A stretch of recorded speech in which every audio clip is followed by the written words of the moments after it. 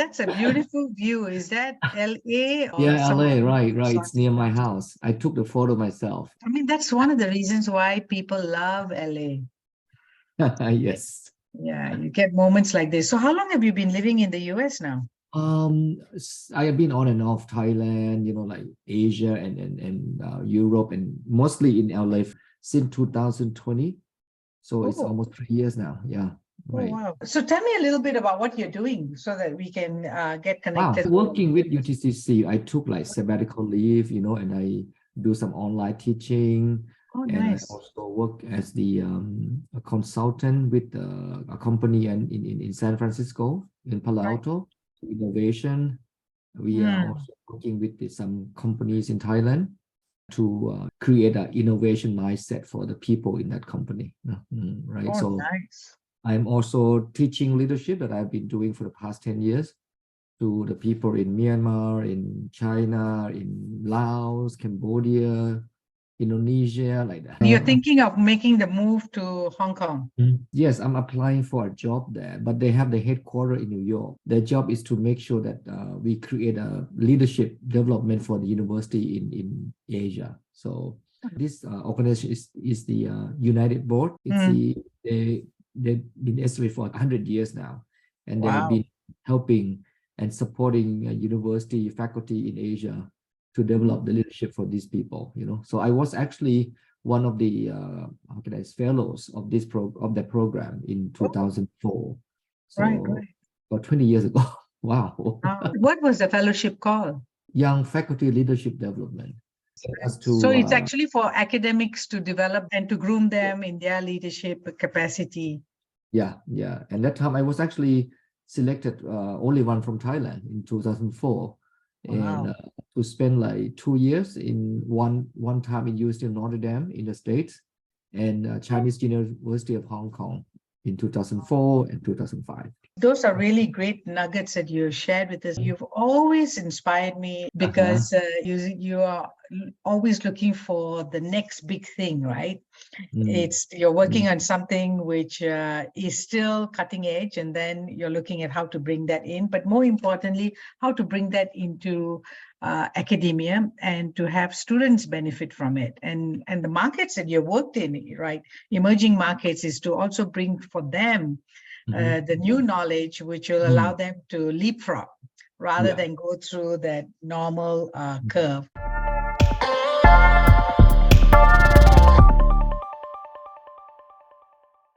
Welcome Mm. you to the Thriving in the Age Yes. of Disruption podcast.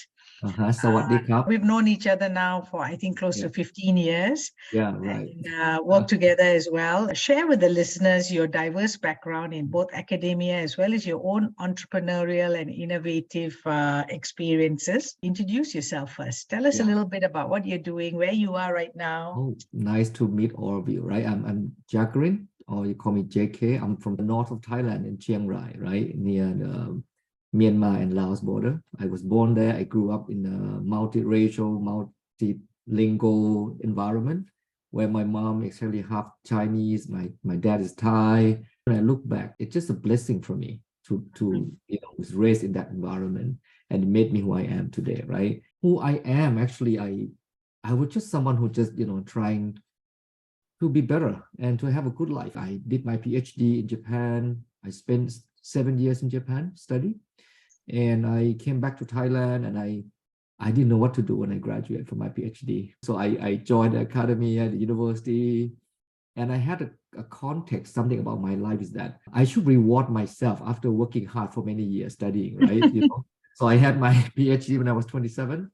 And I said, I deserve to take a rest. And I took a rest for almost 7 years after my PhD. I waste my time a lot. I would just, enjoy in my comfort zone. I went to university, I teach, people listen to me, and I just got my salary, which is very good enough to be in Thailand happily. I got Yes. to do what I want to do until I went to the course with Purani at that time. And that's changed my life after 7 years of being in my comfort zone. And I start to see that, wow, actually, I didn't want that kind of life. I want to do something for other people, right? I was not born to be just comfortable, you see. So from then on in 2009, right, I start to, begin to look into myself, who I really am and what I really want in my life, what I'm here for, and all those kind of things. And start to have, see life differently and interact with life differently from then on. And I start to see people in my life, they're part of me. Actually, at that time, during 7 years, I didn't work very hard. Was not very inspired to work as a professor, as a teacher. So when I got into fight with a lot of people in university, and I had to move to another university. So I moved to my current university. And then, Yes. I was almost going to be the same again, right? I'm lucky I got myself into a course where, I discovered something about myself. They gave me a kind of opportunity. And that time I didn't want to do, right? To be the dean of the new school. Yes. I said that school was so insignificant. There are less than 100 people there. And I thought I should, deserve bigger kind of responsibility or a position in university, right? But anyway, I took it in 2010. The people of Myanmar Chamber of Commerce, right? They want UTCC, my university, from UC Thai Chamber of Commerce in Bangkok, to open the program in Myanmar. And that time I just, wow, because I love Myanmar. I spent some time in Myanmar and I feel like I want to do something. At that time, I was a student at university. Yeah? I went to visit Myanmar in 1997 at that time. And I kept something in my mind. I even cried when I looked down from the airplane, right? I was just a lucky person, like I got a chance to study. I got a chance to do a lot of things in life. But the people here, they just, So I took the job and I, create something I had no idea about. I didn't know what to do. I don't have any budget, no money. I just went there, start something from zero. And then you join us too, right? In our venture Yes. in Myanmar. And, we opened the MBA program in Yangon and Mandalay. And at the end, when I left the program, as a dean, right, in 2020, we graduated over 1,000 MBA from Myanmar at that time. You had that over, what, 10 years? Yeah, And over you 10 had years. about 13 cohorts? Right. Yeah, right. 13, 14. Yeah, right. Yeah, that's a Both great accomplishment. Mandalay and but when I went there, I didn't expect that to happen. I was just, even my boss, she said, we just go there and see what's gonna happen. Maybe 2 or 3 batches we come back, just at least we have good relationship with the Chamber of Commerce in Myanmar. But I said if I do something, I want to make it happen. I want to make it big. I want to leave legacy, So yeah, and a lot of problems happen, but at the end, yeah, I look back, wow, I did it. And we did it Yes. together with a lot of people.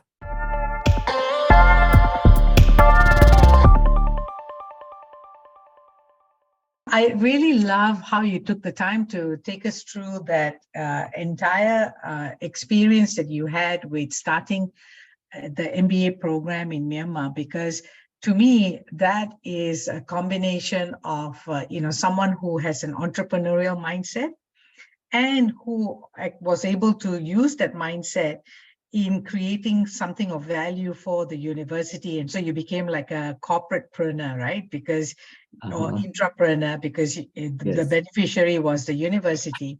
And an entrepreneurial mindset is essential for today's world of disruption.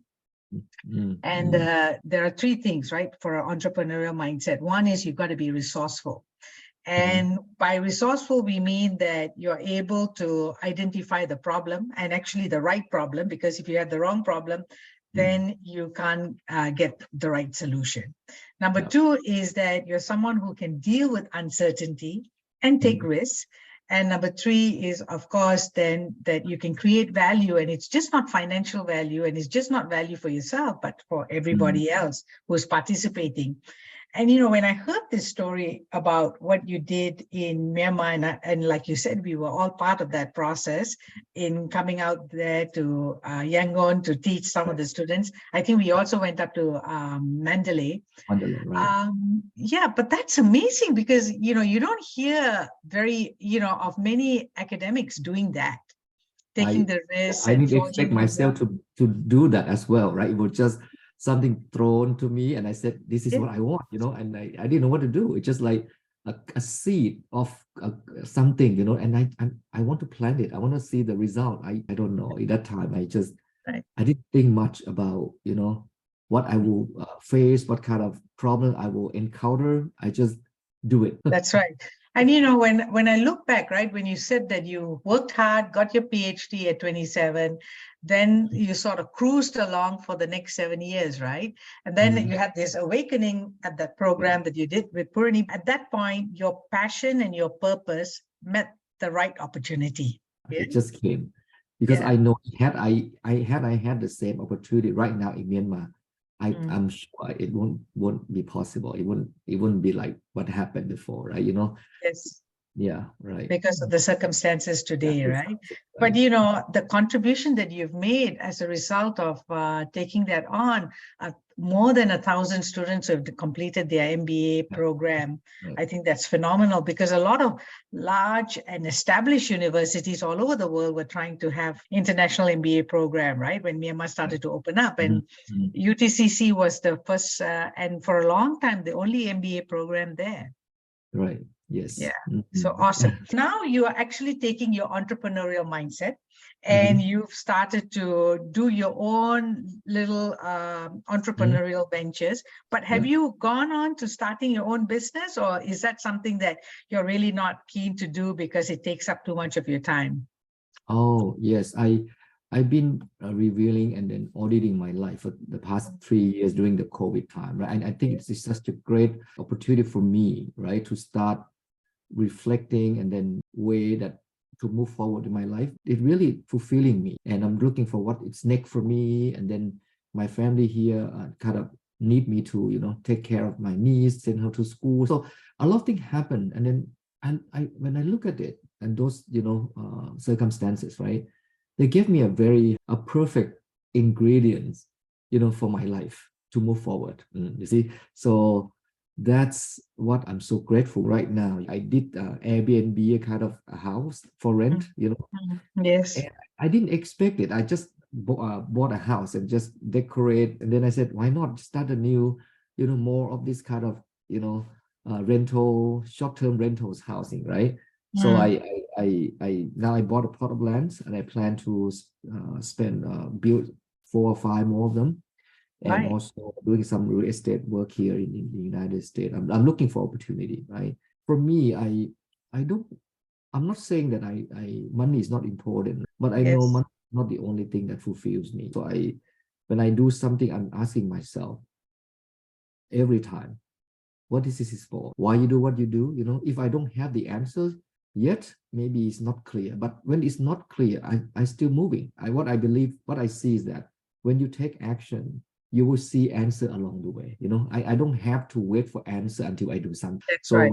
Even though I did something, it's not what I want, at least I try, you see? Then at least I move forward. And then I'm sure I'm getting closer to see what I really want in life. Yeah. Wow. What you said is really impactful. So thank you for highlighting that.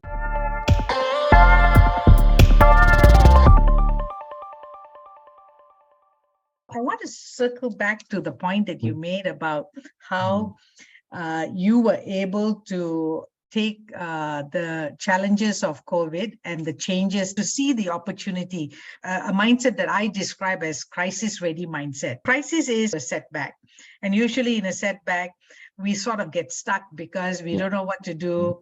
We don't know whether to move forward or not. And most times we try and ignore it. And if we ignore it, it comes to a point where there's no turning back and a decision is made. You had the right context in saying, hey, this is the perfect ingredient for me to change and to move forward, and let me do that. Right? It's just perfect for me. If had it be the same, I will do the same thing over and over until I'm 60 and I look back, what have I done? I'm not saying what I'm doing is good or bad, right? But I said, if I want to look for something new, I welcome those kind of setbacks, those kind of, something that break down in life, break down in whatever I do, and I start to see something new.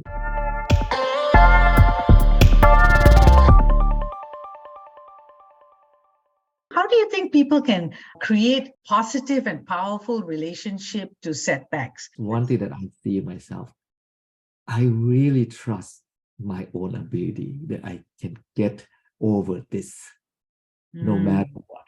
I have no doubt that I will get over it. Were you always like this, or did you develop it over Um, time? I think it is somehow quite some time ago, right? And when I left my first job and I had like very less money in my bank account, and I said, what am I doing? And then my sister, she said, brother, I know you.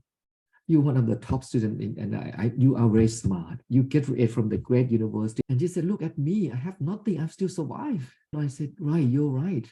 Sometimes I didn't see myself, but the people might see me differently. Sometimes I have to listen to other people who are near me. It's amazing, right? Sometimes in Mhm. just a conversation like this with Uh, your sister, uh-huh. you can change Mhm. your entire perspective to life, Yeah, and you can right. actually take on this Yeah. confidence.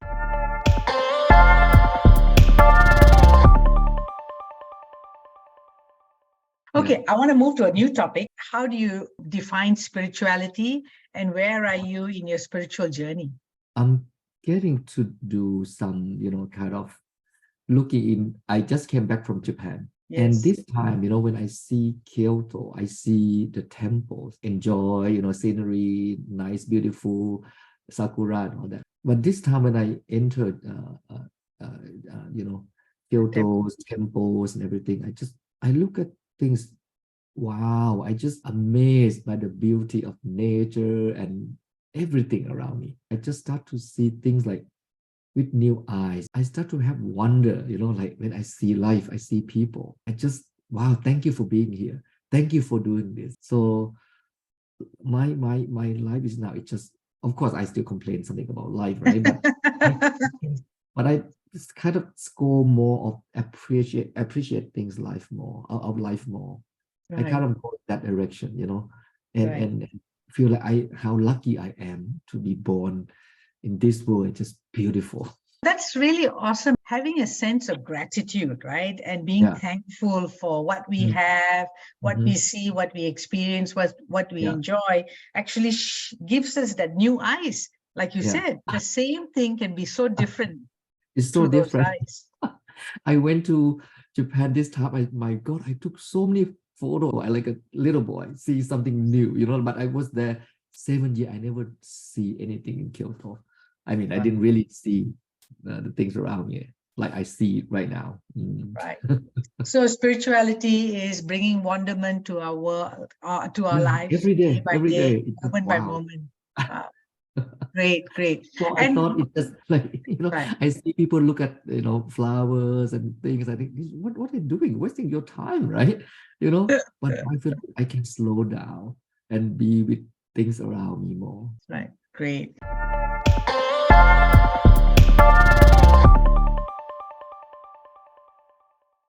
And do you think it's possible to live a simple life? Right now, I can see the change in me. Before, I like to buy things, but now I just start to have less and be happy what I have. But I know if I didn't have what I had, right?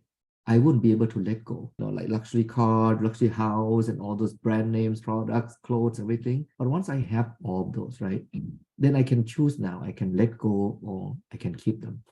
So Mm, for me, right, I try a lot of things in life, and then I mm, know this is for me. This is not for me.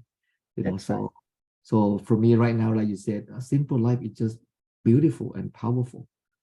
Wow. For me, I wake up in the morning, my cup of coffee, reading some books, water my garden, running, do exercise, take care of my family, and wow, that's just happiness for me. That's right. Yeah. In the simplicity, you have the Yeah. bliss and happiness.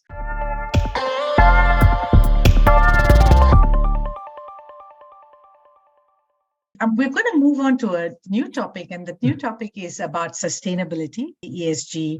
And Mhm. what's your own view about that? Mm. I think it's everything start from us. It start from everyday living, how Yes. you live sustainability in your life, right? How you make things sustainable in your life, right? So Yes. it's every area. Of course, I cannot say I don't care about the world, right? But when I Yes. how I care about the world, it reflects on what I do every day in my life. So Correct. when I drink water, when I go shopping, then I see, right, how my action related to sustainability for this planet. So I also start to share, right, this with people. Let them see new thing for themselves instead of forcing them to do this and don't do, right? So and I think that's a powerful motivation, because when you're not forcing people and demonstrating to them that they have choices to live more responsibly, right? Then it becomes a movement. I went to Italy with my best friend. She lived in America and she loved to have big house, big car and all that, right?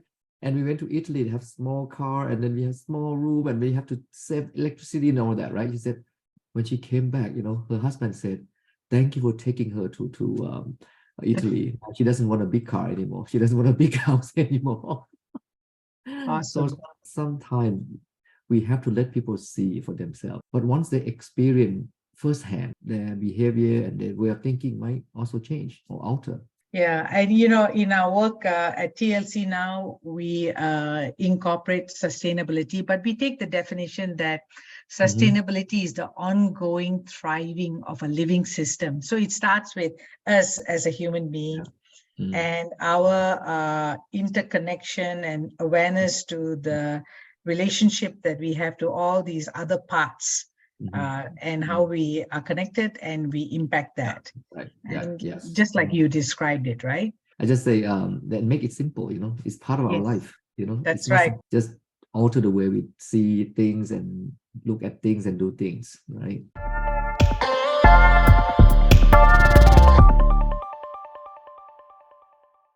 If you had to choose 3 words that represent thriving, what would be those 3 words? Thriving, I would say discovery. Just nothing stopping you. I don't let what I know stopping me from knowing more. Keep learning, keep discovering, and then start from nothing every day. Like carry your life as nothing, and see what's possible there. Right? Because once I know this, I know that, it kind of limits me to know more, right? Of something that I think I already know. But actually, I might know only my own perspective, you see, from the thing that I know, right? That's right. Yeah, I think keep discovering. So keep discovering and start from nothing every day, like bring it back to zero, right? And then start all over. Yeah. Wow, wonderful.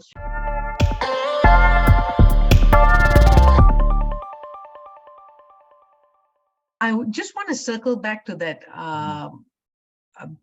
point that you made earlier on, that you're doing some consulting work with a company in the US which wants to do something in Thailand. Was it in the area of innovation? And how does that work? I mean, are they thinking that Thailand has got ideas which are more innovative and they can create it there? Or is the opposite, which is they're trying to bring their innovations to Thailand? That's what they do. They want to both bring innovation to Thailand, and then for Thai people to create innovation themselves. But the thing is to start to create innovation mindset. It's not just giving them some knowledge and technology. So we do a lot of kind of try and error starting project, let them fail, and fail meaning they have to do something there, of course, right? And then this process, and then they're pitching the idea, and if it's successful, the company also finance what the project, you see, or those something like that. But for me, doing this kind of work, as long as people don't see innovation as part of life, or they see innovation is just something extra for them, it will not work for any company. You're talking about innovation mindset, one which is that they embrace it totally as part of their own thinking. Right. And you're continuously looking for new ideas. You're curious, you're open. They're moving forward. So we see what worked, what didn't work, and we move forward with them. Yeah. Right. So basically you're prototyping projects, you fail fast, then you go back to the designing table, you adapt, or you pivot, or you kill it off, right? But it's a continuous... Until failure is part of your innovation journey, like that. Right. Oh, awesome.